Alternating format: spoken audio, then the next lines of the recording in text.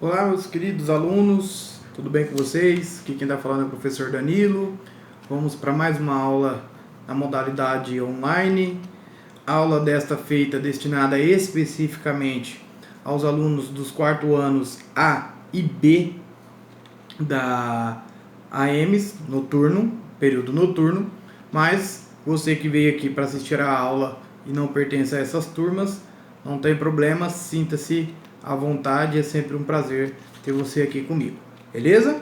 Pessoal, a aula de hoje, tema é atos e termos processuais, aula de Direito Processual do Trabalho 1, tá? Atos e termos processuais. Bom, o que nós temos sobre atos e termos processuais dentro da Justiça do Trabalho, é claro. Primeira coisa, os atos processuais, em regra, são públicos e deverão ser realizados das 6 às 20 horas, beleza? Então, em regra, os atos processuais são públicos, devendo ser realizados entre as 6 horas da manhã e 20 horas. Tudo bem? Onde está descrito isso? A questão do horário das 6 às 20 está descrito lá no artigo 770 da CLT. Tudo bem? Caput. 770 Caput da CLT. Já a publicidade do processo, ela é aquela publicidade garantida constitucionalmente lá no artigo 93, inciso 9 da nossa Constituição Federal. Beleza? Tranquilo? Bom, a única exceção dos atos processuais quanto ao horário diz respeito à audiência. Por quê? Porque o artigo 813 da CLT, ele vai mencionar que as audiências deverão ser realizadas das 8 às 18 horas e deverão ter um prazo máximo de duração de 5 horas, exceto se for uma matéria de urgência, certo? Se for uma matéria urgente. Então, construindo o nosso quebra-cabeça, tem que os atos processuais são públicos e deverão ser praticados das 6 às 20 horas. Tudo bem? Exceto a audiência, que pode ser feita, deverá ser realizada das 8 às 18 horas, entre as 8 horas da manhã às 18 horas, da tarde, podendo esta audiência durar no máximo 5 horas, exceto se nós estivermos diante de uma matéria urgente. Beleza? Bom, existe uma exceção, o artigo 770, parágrafo único da CLT, vai falar sobre a possibilidade da penhora cair no domingo e no feriado, consequentemente, por analogia, também no sábado, O artigo 770, parágrafo único, ele fala o seguinte: a penhora poderá realizar-se em domingo ou dia feriado, mediante autorização expressa do juiz ou presidente. Tranquilo? Então, os prazos processuais, das 6 às 20. Audiência, das 8 às 18, não podendo ter mais do que 5 horas, exceto se for tratar de matéria urgente. Já a penhora, ela poderá ser realizada dia de sábado, domingo e feriado? Sim, ela pode ser realizada dia de sábado, domingo e feriado, desde que tenha uma autorização expressa do juiz nesse sentido.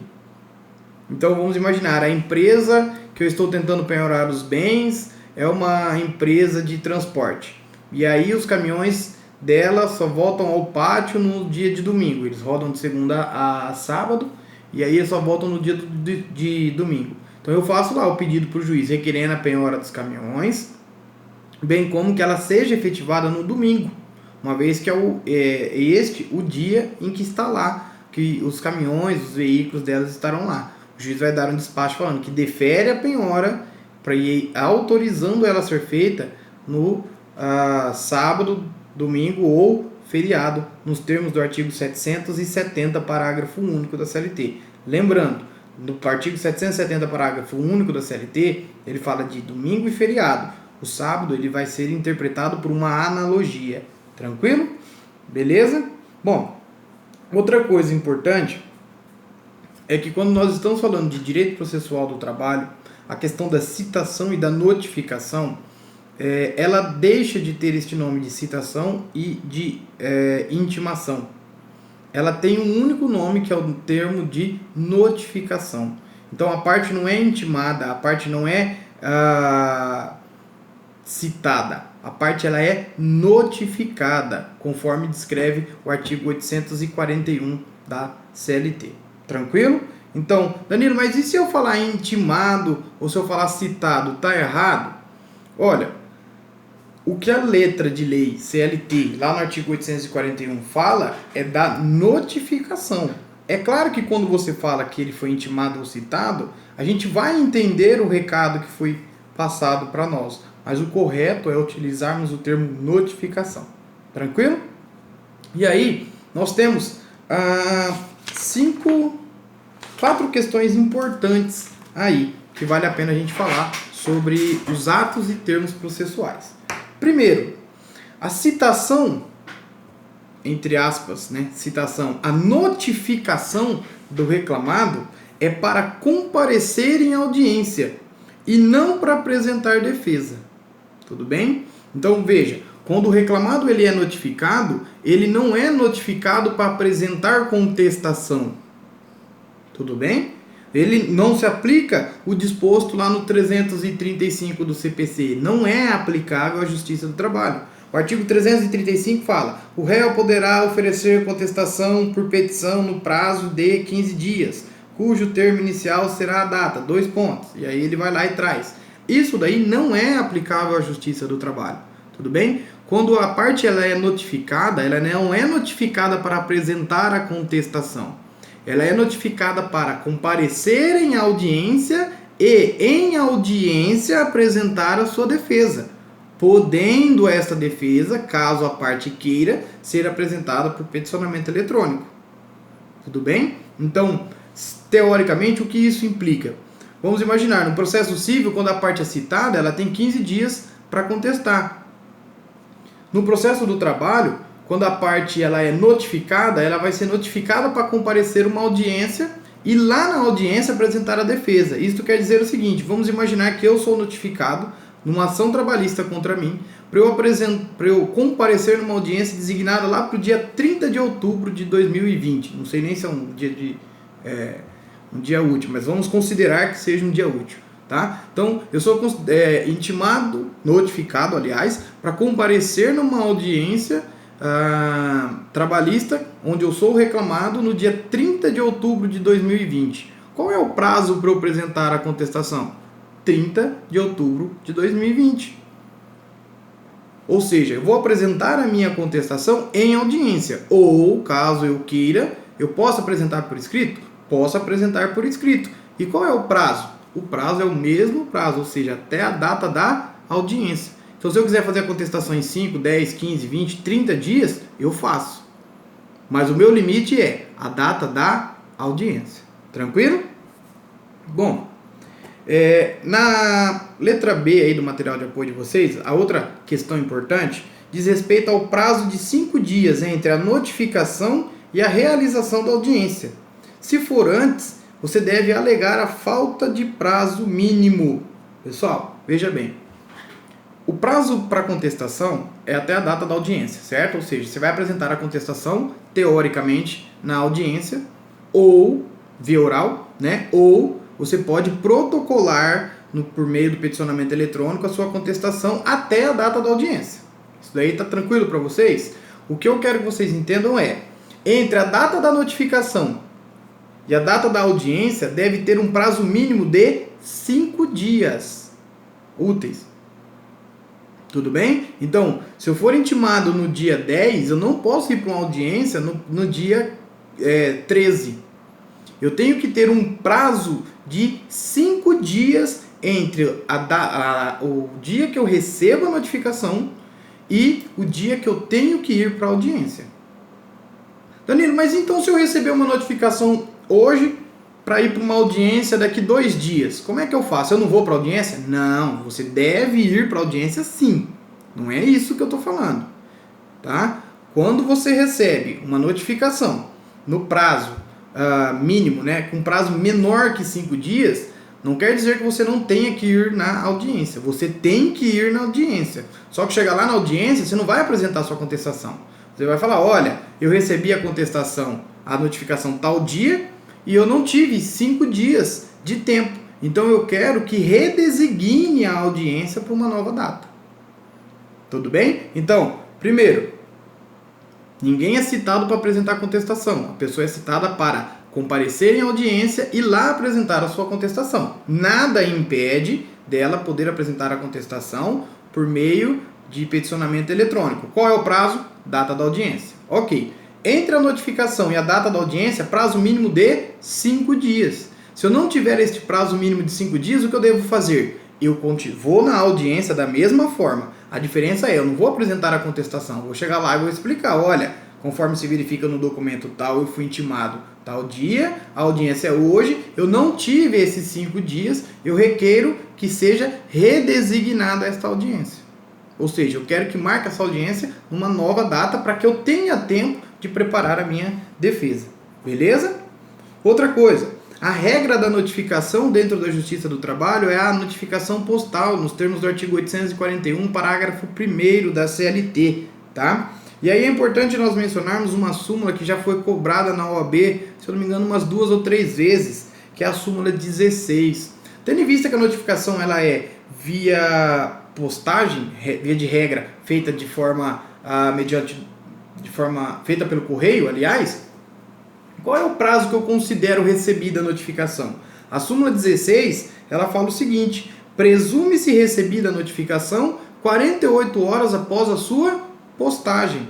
Então, o juiz vai entender o seguinte: se a postagem saiu na segunda, a partir de quarta-feira você já tem conhecimento disso. Então, o seu prazo já começa a contar na quarta-feira. Mas e se eu não recebi da quarta-feira, ou se eu não recebi esta notificação?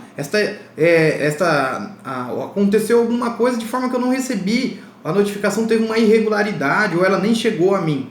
Eu, destinatário, ou seja, para quem é destinada a notificação, que tenho que comprovar. Beleza?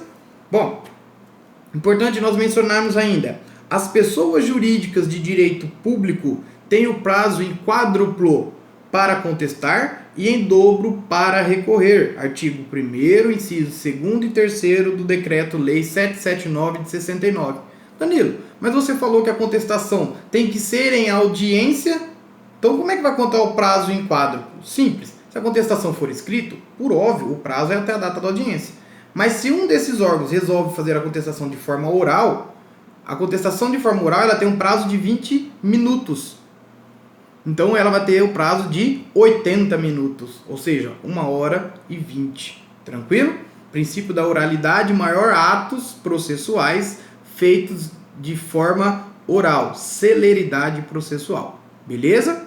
Bom, de igual forma, o Ministério Público possui o prazo em dobro para recorrer, seja ele parte interveniente. Tranquilo? Finalizando a nossa aula, nós temos ainda sobre a questão dos prazos, contagem de prazos. Pessoal, isso foi modificado com a reforma trabalhista, tudo bem? De acordo com a reforma trabalhista, nova redação dada ao artigo 775 da CLT, os prazos serão contados em dias úteis, excluindo o dia do começo e incluindo o dia do vencimento.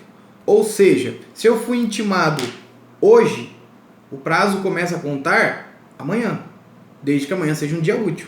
Tudo bem? Beleza? Então, exclui o dia que eu recebi, mas o último dia é incluído. Tranquilo? Então, 5 dias a contar de hoje. Vamos imaginar que nós não temos feriado, vamos imaginar que são 5 dias úteis, tá? 5 dias úteis.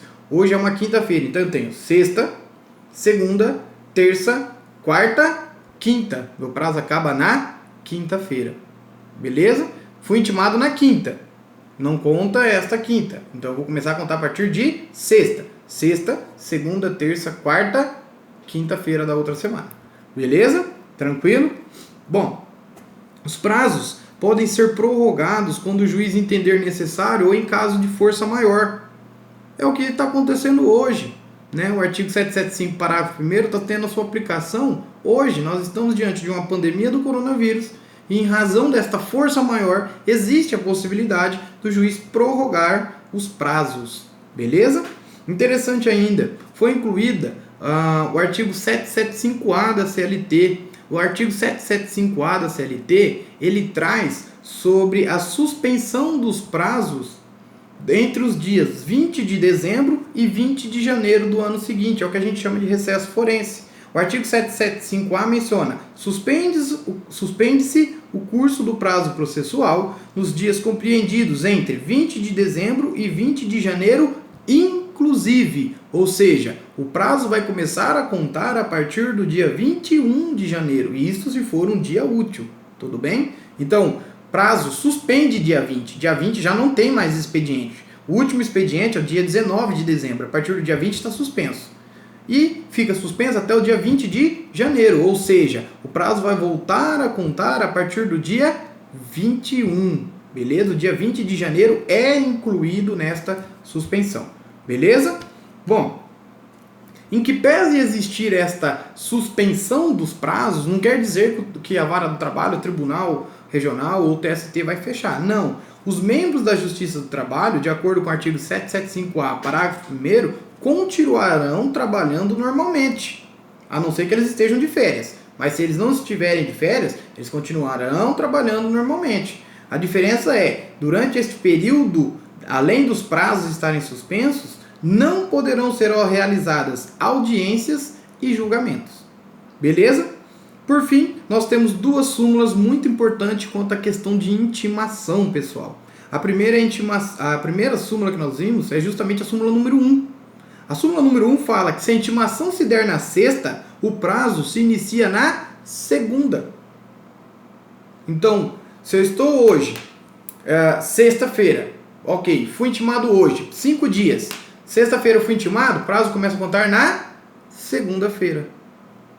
Beleza? Tranquilo? Então, hoje, vamos imaginar, hoje, quinta-feira, 9 de abril, né? Nós estamos na véspera de um feriado.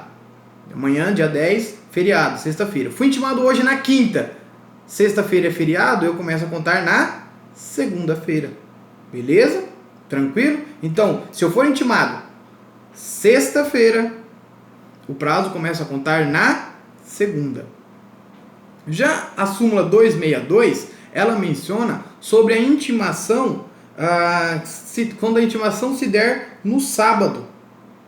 E, por analogia, no domingo, né? Se eu for intimado no sábado ou no domingo, entende-se o seguinte, olha o que fala: intimada ou notificada a parte no sábado, o início do prazo se dará no primeiro dia útil imediato e a contagem no subsequente.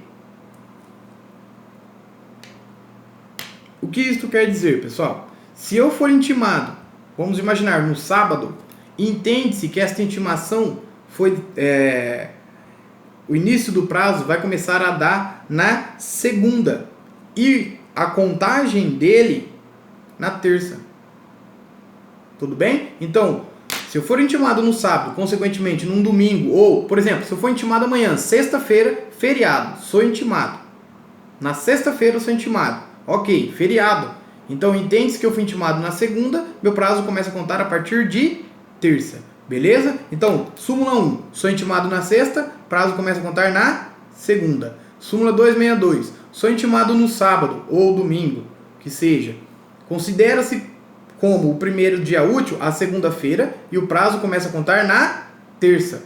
E se eu for intimado no sábado e segunda é feriado? Então, terça-feira começa o primeiro dia útil, prazo começa a contar a partir de quarta-feira. Tranquilo? Beleza? Por hoje é só. Fiquem com Deus. Se cuidem, isso não é só uma gripezinha, beleza? Sejamos responsáveis. Um grande abraço, fiquem com Deus.